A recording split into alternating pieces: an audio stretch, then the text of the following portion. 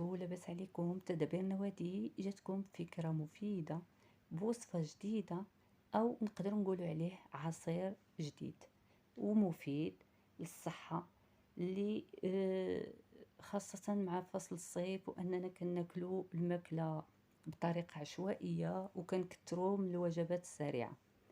هاد الوصفة المفيد فيها هي أنها بثمن بسيط، ولكن مفيدة كتير كتير كتير للصحة ديالنا. الفوائد ديالها كتجسد أنها كتعزز المناعة، كتحسن من صحة الجلد، كتقلل مخاطر السرطان، وكتعزز صحة القلب والأوعية الدموية، كما كتساعد على ضبط السكري، وخاصة كتعطي صحة جيدة للجهاز الهضمي، وهو الموضوع ديالنا اليوم. إلا كان الجهاز الهضمي مزيان فكذلك الكرش ديالنا ما كتكونش خارجة، وكتكون حتى هي بصحة جيدة. ولهذا الناس بداو تيتخلاو على المشروبات الغازية وكياخدوا المشروبات الطبيعية باش يحافظوا على الرشاقة ديالهم وعلى الصحة ديالهم، خاصة وأن هاد الوصفة متناول الجميع بمكونات موجودة في كل بيت. دابا غادي نمر معكم للطريقة. أولا غادي ناخدو المكونات. هاد المكونات كتكون من 400 سنتيلتر الماء المكور أو الملفوف، الجزر الحامض، وسكينجبير طري. هاد المكونات كنظن أنها موجودة في كل بيت، ما تغفل حتى على شي واحد، وحتى لما كانت كتشريوها بأثمنة مناسبة. يعني تقدروا ديروها بوحدكم، الا خاصكم تتبعوا، سمحوا لي، خاصكم تتبعوا الطريقه اللي غادي ندير، وهي اللي غادي تبين لكم بانها كي دايره. غناخذوا الحامض المكور، الجزر وسكينجبير طري. سكينجبير والجزر والملفوف راه مغسولين مزيان، لانني غادي نستعمل هاد الجوج بالقشور ديالهم، لان الفوائد ديالهم والفيتامينات فيهم. الا الحامض غادي نحيد له القشره ديالو، والمكور غتاخدوا ورقه كبيره، والجزر نص جزره، وثلاثه نتاع الدويورات نتاع هاد الجزر، يعني طريفات صغار نتاع سكينجبير الاخضر او الطري. موجود الحمد لله، هادشي كله موجود. حتى لو بغيتي تشريه راه الثمنه رخيصه. غادي ناخدو حامضه وحده فقط لا غير. غادي نحيدو لها هاد القشره الفوقانيه، نحاولوا ما نحيدوش مع هذاك الالياف البيضاء اللي كاينه لداخل. غادي تقشروها بحذر باش ما تحيدوش داك القشره البيضاء الداخلانيه، حيت عندنا هي الاساسيه، غنيه بالفيتامينات والاملاح المعدنيه والفيتامين سي.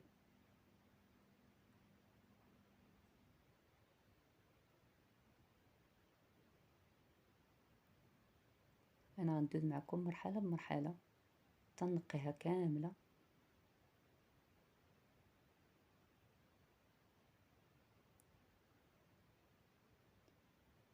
وهاد القشره الحامض كنحيدوها لانها كتطلق المروره بزاف، راكم عارفين بلا ما نقول لكم هادشي علاش كنحيدوها.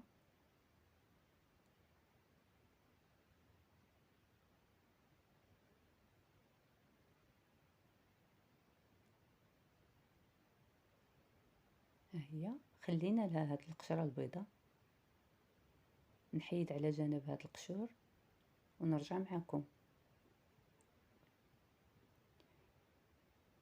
ناخد الحامضه ديالي اللي غنقطعها شرائح صغيره،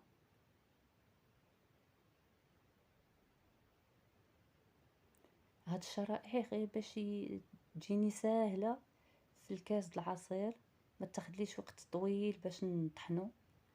راكم عارفين الا كان داكشي صحيح ما غاديش تطحن دغيا، غادي يعذب. قطعوها على هذا الشكل طريفات صغار.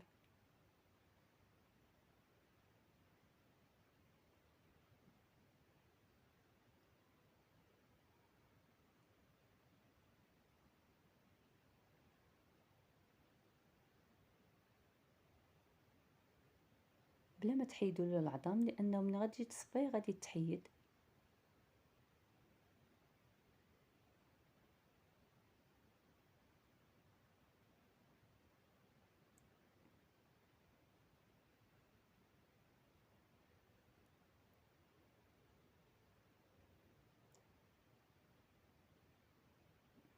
حذاء على جنب.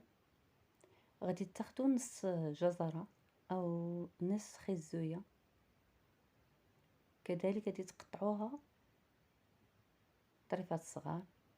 ضروري البنات ما تحترموا المقادير، حيت هاد المقادير هي اللي كتعطي الوصفة الصحيحة.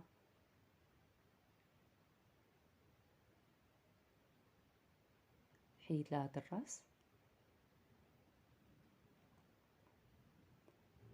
ناخد 3 طريفات صغار او 4 صغار ديال سكينجبير على هاد الشكل، وناخدو ورقة كبيرة ديال الملفوف او المكور، كلها كي كيسميه.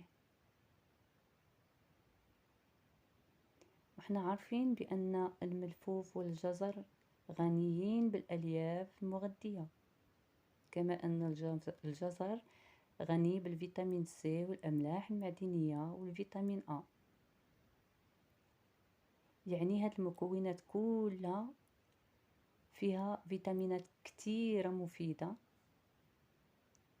ودابا غادي ندوزو للطريقة.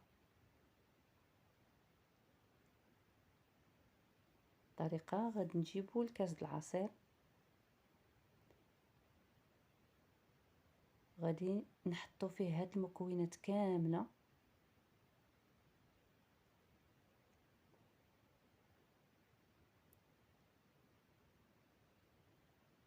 بشوية بشوية نحطوهم كاملين.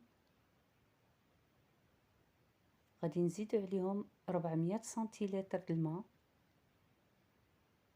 هاد الكاس انا عندي كيعبر 400 سنتيلتر. غنطحنها ونرجع معكم.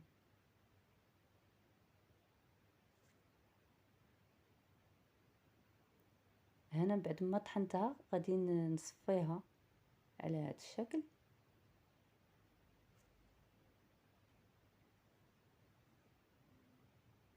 هانتوما شفتوا داك التخت كله كيبقى في الصفايه، وكيجي عصير على هذا الشكل كتستعملوه.